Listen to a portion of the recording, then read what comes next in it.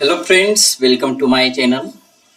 तो चलिए आज देखते हैं साइंस एंड टेक्नोलॉजी का कुछ क्वेश्चन। तो कुछ क्वेश्चन तो आज हमने रखा है प्रीवियस और कुछ क्वेश्चन रखा है करंट अफेयर से, क्योंकि साइंस एक ऐसा सब्जेक्ट है उसमें ट्रेडिशनल लगभग नहीं पूछा जाता है, या फिर पूछा भी जाता है कुछ तो अभी जो साल भर के अंदर क्या है न्यूज में रहा है वही सब पूछा जाता है। ठीक है, तो प्रीवियस भी देखेंगे, 5 क्वेश्चन प्रीवियस है और 5 साल भर के अंदर का कहीं का है, कोई महीना स्पेसिफिक नहीं है। ठीक है, तो आइए देखते हैं पहला क्वेश्चन। पहला क्वेश्चन क्या है, निम्नलिखित गतिविधियों पर विचार कीजिए। ठीक है, तो हम देखते हैं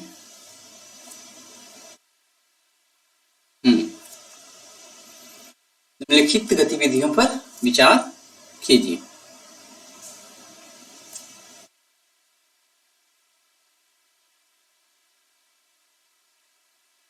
ठीक है, तो पहला है कि बृहद पैमाने पर बारीक पिसी हुई बेसाल्ट सेल खेतों में बिछाना।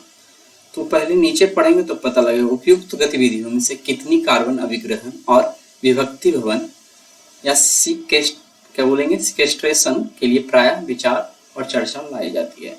तो बृहद पैमाने पर बारीक पिसी हुई बेसाल्ट सेल खेतों में बिछाना, तो क्या इससे कार्बन जो है खेत में या मिट्टी में आ जाएंगे, वायुमंडल ये सब में जो उपस्थित है।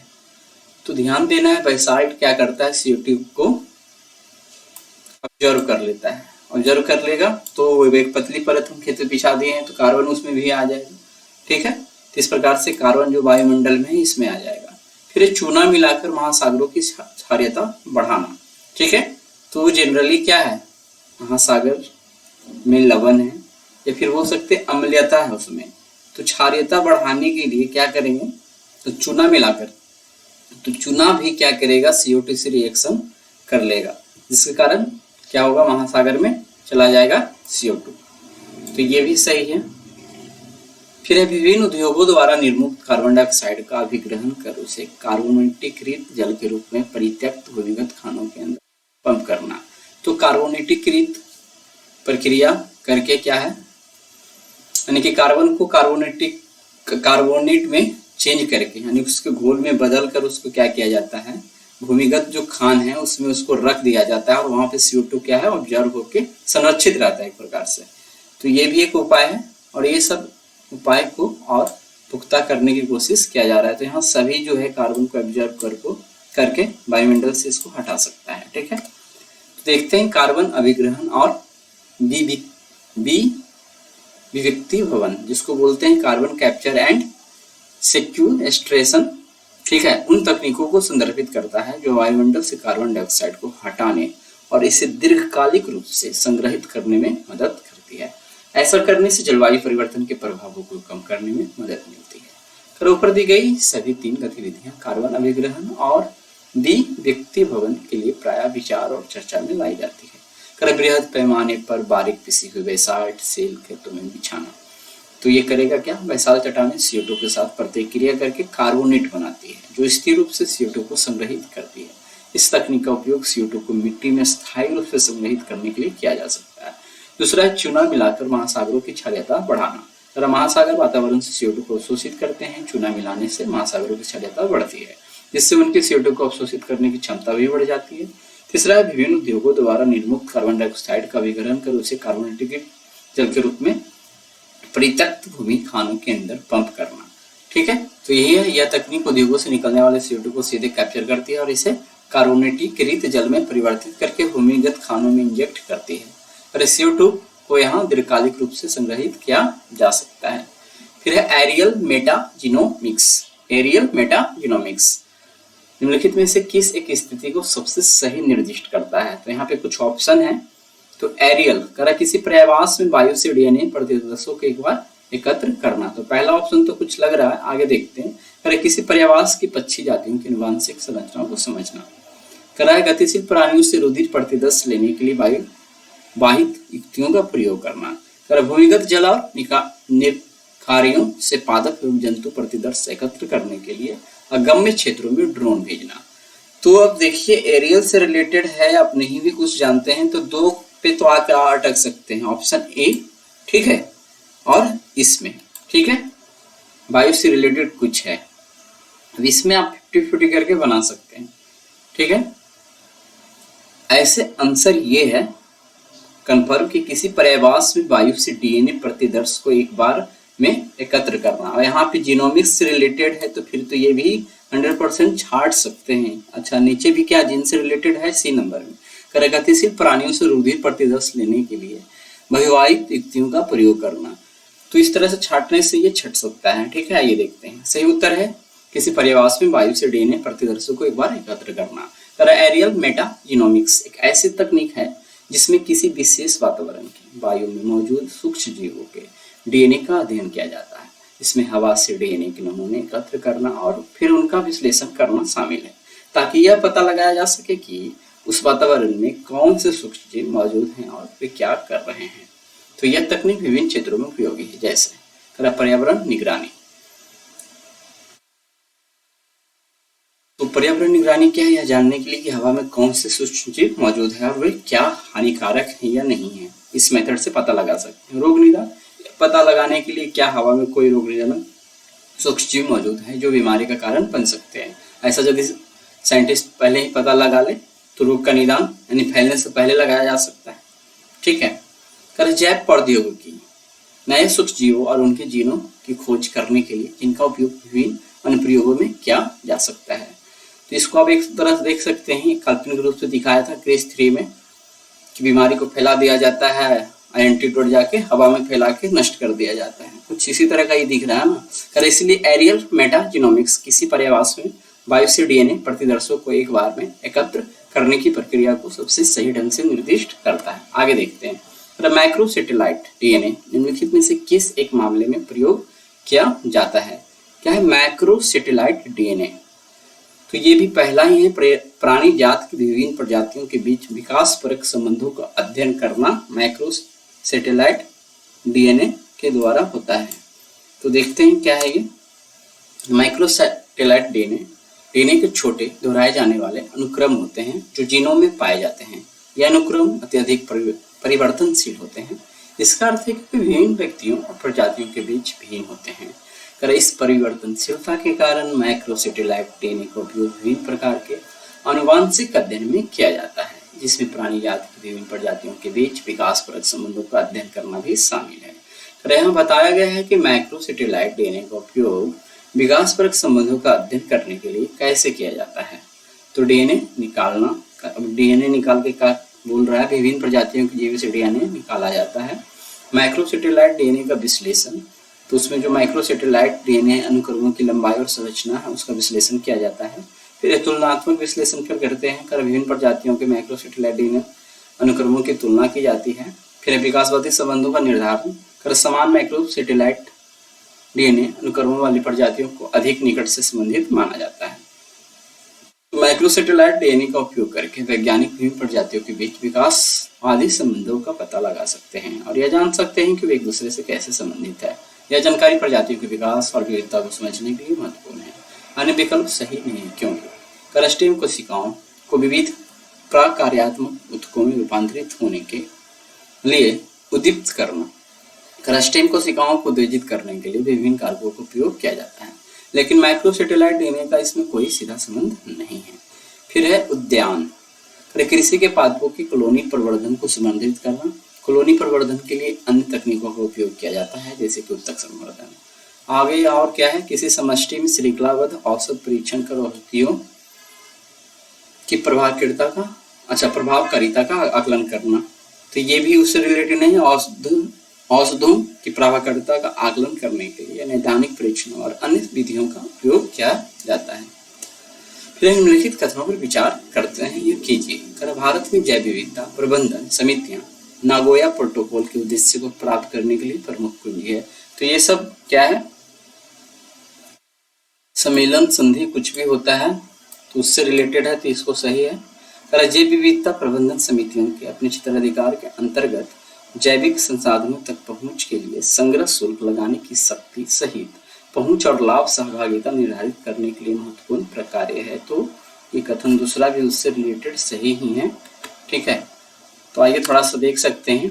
भारत में जैव विविधता प्रबंधन समितियां, ठीक है, BMCS, नागोया प्रोटोकॉल के उद्देश्य को प्राप्त करने के लिए महत्वपूर्ण भूमिका निभाती है। नागोया प्रोटोकॉल एक अंतर्राष्ट्रीय समझौता है जो आनुवांशिक संसाधनों तक पहुंच और उनके उपयोग से होने वाले लाभों को उचित और न्यायसंगत बंटवारे से संबंधित है।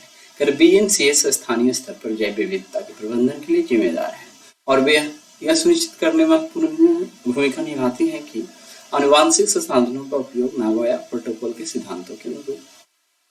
जैव विविधता अधिनियम 2002 के तहत BMCS को अपने क्षेत्राधिकार के अंतर्गत जैविक संसाधनों तक पहुंच के लिए शुल्क लगाने सहित पहुंच और लाभ सहभागिता निर्धारित करने के लिए महत्वपूर्ण कार्य दिए गए हैं। इसका मतलब है कि BMCS यह तय कर सकती है कि कौन जैविक संसाधनों तक पहुंच सकता है और उन्हें इसके लिए कितना शुल्क देना होगा। वे यह भी सुनिश्चित करती है कि इन संसाधनों के उपयोग से होने वाले लाभ स्थानीय समुदाय के साथ साझा किए जाए। कुछ अतिरिक्त जानकारी यदि देखना चाहेंगे तो जैव विविधता प्रबंधन समितियों का गठन जैविक विविधता अधिनियम 2002 के तहत किया जाता है। कभी कभी डेट भी ऐड कर दिया जाएगा तथा प्रत्येक स्थानीय निकाय जैसे ग्राम पंचायत में एक BMC होती है, ठीक है, मतलब जैव विविधता प्रबंधन समितियां होती है। BMC में स्थानीय समुदाय के प्रतिनिधि शामिल होते हैं।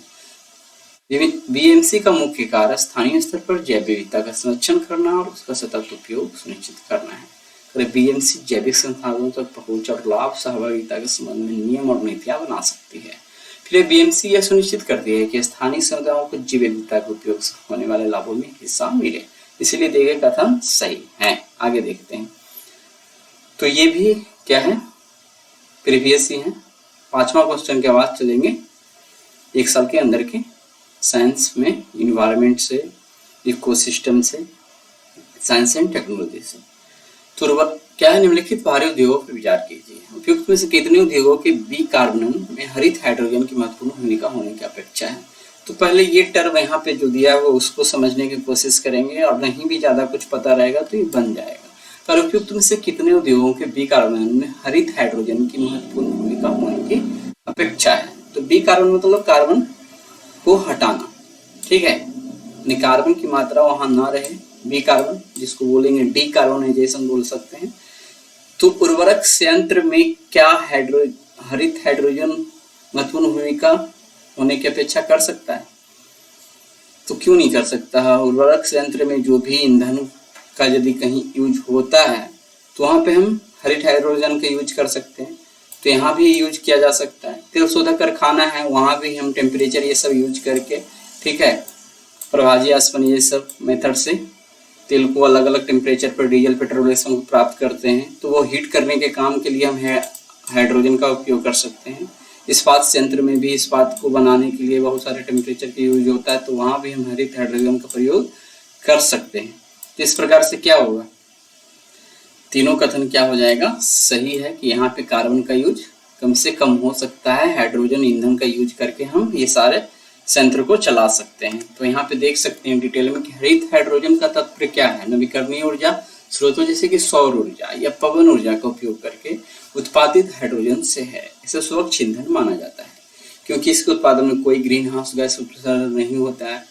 कर दिए गए सभी 3 उद्योग यानी उर्वरक संयंत्र है, तेल शोधक कारखाने हैं या इस्पात संयंत्र है, ऐसे उद्योग हैं जिनमें बीकार्बोनेशन के लिए, हरित हाइड्रोजन के लिए हाइड्रोजन की महत्वपूर्ण भूमिका होने की अपेक्षा है। तो उर्वरक संयंत्र उर्वरक उत्पादन में अमोनिया का एक प्रमुख घटक के रूप में उपयोग होता है, ठीक है, और अमोनिया के उत्पादन के लिए हाइड्रोजन की आवश्यकता होती है। वर्तमान में अधिकांश हाइड्रोजन जीवाश्म ईंधन से प्राप्त होता है, लेकिन हरित हाइड्रोजन का उपयोग करके अमोनिया उत्पादन को अधिक टिकाऊ बनाया जा सकता है। फिर है तेल शोधन कारखाने। तेल शोधन प्रक्रियाओं में हाइड्रोजन का उपयोग विभिन्न उद्देश्यों के लिए किया जाता है, जैसे कि सल्फर को हटाना, भारी तेल को हल्का करना। हरित हाइड्रोजन का उपयोग करके तेल शोधन कारखानों में कार्बन उत्सर्जन को कम किया जा सकता है। आगे इस्पात संयंत्र। इस्पात उत्पादन में कोक का उपयोग एक अपचायक एजेंट के रूप में किया जाता है। तो कोक तो कार्बन है जो कार्बन डाइऑक्साइड को उत्सर्जन करता है। हरित हाइड्रोजन का उपयोग करके इस्पात उत्पादन में कार्बन उत्सर्जन को काफी कम किया जा सकता है। इसलिए हरित हाइड्रोजन इन सभी उद्योगों के बीकार्बोनेशन में एक महत्वपूर्ण भूमिका निभा सकता है। आइए देखते हैं अब करंट अफेयर। मतलब साइंस से रिलेटेड। कार्बन कृषि के संबंध में निम्नलिखित कथनों पर विचार कीजिए। अब कार्बन कृषि क्या होता है, क्या कार्बन का खेती किया जाता है? तो कार्बन कृषि में ऐसी पद्धतियां शामिल हैं जिनका उद्देश्य मिट्टी में जैव पृथक्करण को बढ़ाकर ग्रीन हाउस गैस उत्सर्जन को सीधे तौर पर कम करना। मतलब कार्बन का अवशोषण किसी न किसी मेथड से करना है, और वो कार्बन कहाँ चला जाए, खेतों में चला जाए, मिट्टियों में चला जाए। तो पहला कथन तो ये सही है कार्बन कृषि से रिलेटेड। ठीक है, कार्बन कृषि की मुख्य तकनीकों में से एक है जो जैव द्रव्य उत्पादन बढ़ाने के लिए नाइट्रोजन युक्त उर्वरकों का उपयोग करता है। तो ये भी एक हानिकारक है, ज्यादा यदि हम यूज करते हैं तो ये नहीं होगा।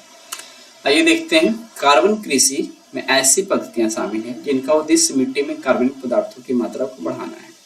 यह प्रक्रिया वायुमंडल से कार्बन डाइऑक्साइड को निकालकर मिट्टी में जमा करती है, जिससे ग्रीन हाउस गैस उत्सर्जन को कम करने में मदद मिलती है। कथन 2 गलत है। कार्बन कृषि का मुख्य उद्देश्य मिट्टी में कार्बनिक पदार्थों को बढ़ाना है, न कि नाइट्रोजन युक्त उर्वरकों का उपयोग करना है। वास्तव में नाइट्रोजन युक्त उर्वरकों का अत्यधिक उपयोग मिट्टी के स्वास्थ्य के लिए हानिकारक हो सकता है और ग्रीन हाउस गैस उत्सर्जन को बढ़ा सकता है।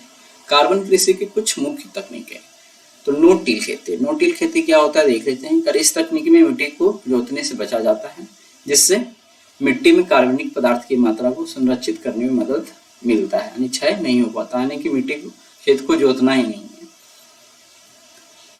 यह कम से कम जोतता है। कवर क्रॉपिंग, इस तकनीक में मुख्य फसल के साथ साथ अन्य फसलों को भी उगाया जाता है, जिससे मिट्टी के कटाव को कम करने और कार्बनिक पदार्थों की मात्रा को बढ़ाने में मदद मिलती है।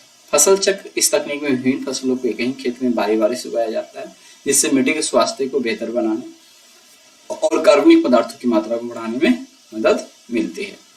पशुधन प्रबंधन, इस तकनीक में पशुधन को चराने के लिए बेहतर प्रबंधन तकनीकों का उपयोग किया जाता है, जिससे मिट्टी के स्वास्थ्य को बेहतर बनाने और कार्बनिक पदार्थों की मात्रा को बढ़ाने में मदद मिलती है। खसरे के संबंध में निम्नलिखित कथनों पर विचार कीजिए। खसरा एक अत्यधिक संक्रामक वायरस है जो संक्रमित व्यक्ति के खांसने या छींकने पर श्वसन बूंदों के माध्यम से फैलता है। तो ये सही है। ठीक है, ये परिवार का बुखार है, शरीर पर चकता तकता पड़ता है, यही सब कुछ होगा। पर विशेष रूप से छोटे बच्चों और प्रतिरक्षा विहीन व्यक्तियों में खसरा गंभीर जटिलताओं को जन्म दे सकता है, जिसमें निमोनिया हो सकता है, एंसेफ्लाइटिस और यहाँ तक की मृत्यु भी शामिल होती है। ये खसरा से रिलेटेड ये कथन भी एक तरह से सही नहीं है, ऑप्शन सी सही हो जाएगा। क्या खसरा एक अत्यधिक संक्रामक वायरल बीमारी है जो रूबेला वायरस के कारण होती है। ठीक है, यह संक्रमित व्यक्ति के खांसने छींकने पर हवा में फैलने श्वसन बूंदों के माध्यम से आसानी से फैलता है। खसरा छूने से भी फैल सकता है, और अगर किसी संक्रमित सतह को छुआ जाए और फिर अपने चेहरे को छुआ जाए तो यह खसरा छोटे बच्चों और कमजोर प्रतिरक्षा प्रणाली वाले व्यक्तियों के लिए बहुत खतरनाक हो सकता है। खसरे की गंभीर जटिलताओं में निमोनिया, एंसेफ्लाइटिस यानी मस्तिष्क की सूजन, अंधापन और यहाँ तक की मृत्यु भी शामिल है। खसरे के लक्षण क्या है? बुखार, खांसी, नाक बहना, लाल आंखें, चेहरे और शरीर पर लाल चकत्ते। खसरे से बचाव का उपाय क्या है? तो खसरे से बचाव का सबसे अच्छा तरीका है खसरे का टीका लगवाना। खसरे का टीका बच्चे को खसरे से बचाने में बहुत प्रभावी है। तो खसरा एक गंभीर बीमारी है जिसे बचा जा सकता है। खसरे के बारे में जागरूकता बढ़ाना और टीकाकरण को बढ़ावा देना, खसरे के प्रचार ये महत्वपूर्ण है। आगे है, हाल ही में ग्रांडे प्रेयरी या ग्रैंड प्रेयरी होगा, ठीक है, वन जंगल की आग के कारण चर्चा में था। यह निम्नलिखित में से किस देश में स्थित है? तो ध्यान देना है, अभी 1-2 महीने के हाल फिलहाल का नहीं है, लगभग ये साल भर पुराना होगा। ठीक है, तो ब्राजील, कनाडा, मैक्सिको या अर्जेंटीना? हाल ही में तो जरूर लिख दिया गया, बट अभी हाल कर रही है क्वेश्चन पे यहाँ हम डिस्कस कर देते हैं, क्योंकि अभी भी क्या है, आग तो लग रहा है, बट ये आंसर क्या होगा? कनाडा। ठीक है, तो हाल ही में ग्रैंडे प्रेयरी वन जंगल की आग के कारण चर्चा में था। यह निम्नलिखित में किस देश में स्थित है? कनाडा में। तो ग्रैंडे प्रेयरी वन जंगल की आग हाल ही में कनाडा में लगी थी और इसने काफी तबाही मचाई थी। आग इतनी भीषण थी कि इसने आसपास के इलाकों को भी प्रभावित किया, लोगों को अपने घर से निकलने के लिए मजबूर होना पड़ा था। ठीक है, तो कहाँ है उसी से रिलेटेड है, बाकी आप इसको पढ़ सकते हैं। न्यायमूर्ति ब्रजेंद्र प्रसाद कटेकी पैनल की स्थापना निम्नलिखित में से किससे संबंधित मुद्दों के समाधान के लिए की गई थी? अलग अलग पैनल क्या है? High court, supreme court. Supreme court में मिलनी बनते रहता है, किसी किसी मुद्दा को सॉल्व करने के लिए। तो देखते हैं इसमें किस मुद्दा के लिए बना होगा। ठीक है, तो शहरी क्षेत्रों में अनाधिकृत निर्माण, रेत होल खनन से पर्यावरणीय क्षति, गैर बैंकिंग वित्तीय कंपनियों का विनियमन, ग्रामीण विकास परियोजनाओं के कार्यान्वयन की देखरेख करना। तो ये कॉमन सी बात है, फिलहाल ऐसे तो नहीं वहाँ बनेगा क्योंकि आज तो साइंस का विषय है, तो साइंस से रिलेटेड टॉपिक में तो यही है, रेत होल खनन से पर्यावरणीय क्षति। ठीक है, तो रेत होल खनन से पर्यावरणीय क्षति को के लिए न्यायमूर्ति ब्रजेंद्र प्रसाद कैटकी ने इसकी स्थापना की थी। ठीक है, इसको आगे देखते हैं। जीन थेरेपी के संबंध में निम्नलिखित में से कौन सा कथन गलत है? तो जीन थेरेपी में रोग के उपचार या रोकथाम के लिए किसी व्यक्ति के जीन में संशोधन किया जाता है। तो जीन थेरेपी में यह काम किया जाता है, लेकिन गलत कथन ढूंढना है ना, तो पहला कथन तो सही हो जा रहा है। फिर है क्रिस्पर Cas9 जैसे जीन संपादन उपकरण।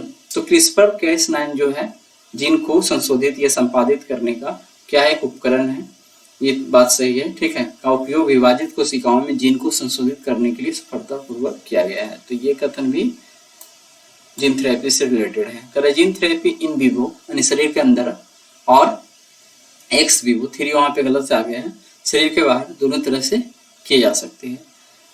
अब है तो ये भी सही है। अब तक यह सिद्ध हो चुका है कि जीन थेरेपी से आनुवांशिक रोगों के लिए उपचारित सभी रोगियों को बिना किसी महत्वपूर्ण दुष्प्रभाव के पूरी तरह से ठीक किया जा सकता है। तो जीन थेरेपी से ठीक है, ठीक तो किया जा सकता है, बट क्या उस साइड इफेक्ट होता है। ठीक है, तो साइड इफेक्ट होता है तो डी हो गया है जी। अब तक यह सिद्ध हो चुका है कि जीन थेरेपी से आनुवांशिक रोगों के लिए उपचारित सभी रोगियों को बिना किसी महत्वपूर्ण दुष्प्रभाव के पूरी तरह से ठीक किया जा सकता है। ये गलत है क्योंकि गलत ढूंढना था। यह कथन गलत है क्योंकि जीन थेरेपी अभी भी विकास के अधीन है और यह कहना सही नहीं है कि सभी रोगियों को बिना किसी दुष्प्रभाव को पूरी तरह से ठीक किया जा सकता है। तो जीन थेरेपी में कई चुनौतियां और सीमाएं हैं जिनके कारण यह अभी भी व्यापक रूप से उपलब्ध नहीं है। जीन थेरेपी के बारे में कुछ तथ्य है। जीन थेरेपी एक ऐसी तकनीक है जिसमें किसी व्यक्ति के जीन में परिवर्तन करके रोगों का इलाज किया जाता है। आगे है कि जीन थेरेपी दो तरह से की जा सकती है, इन विवो शरीर के अंदर और एक्स विवो शरीर के बाहर। जीन थेरेपी का उपयोग कई आनुवंशिक रोगों के इलाज के लिए किया जा रहा है, जैसे कि cystic fibrosis, sickle cell anaemia और कैंसर। जीन थेरेपी में कई चुनौतियां हैं, जैसे सही जीन को लक्षित करना, तो सही जीन ढूंढना, प्रतिरक्षा प्रक्रिया को ट्रिगर करना और लंबे समय तक चलने वाले प्रभाव सुनिश्चित करना। जीन थेरेपी अभी भी विकास के अधीन है और वैज्ञानिकों का लक्ष्य इसे और अधिक प्रभावी और सुरक्षित बनाना है। इस प्रकार से आज हमने 10 क्वेश्चन देख लिया साइंस एंड टेक्नोलॉजी, या फिर बोल सकते हैं इन्वायरमेंट और इकोसिस्टम से रिलेटेड। इसमें हमने देखा कुछ प्रीवियस क्वेश्चन और कुछ साल भर के अंदर के टॉपिक से रिलेटेड क्वेश्चन। तो वीडियो अच्छा लगा हो तो चैनल जरूर सब्सक्राइब करें, वीडियो को लाइक कर दे, शेयर कर दे। चलिए आज भर के लिए इतना ही रहने देते हैं। इसी प्रकार से हमारे चैनल पर बने रहिए। धन्यवाद।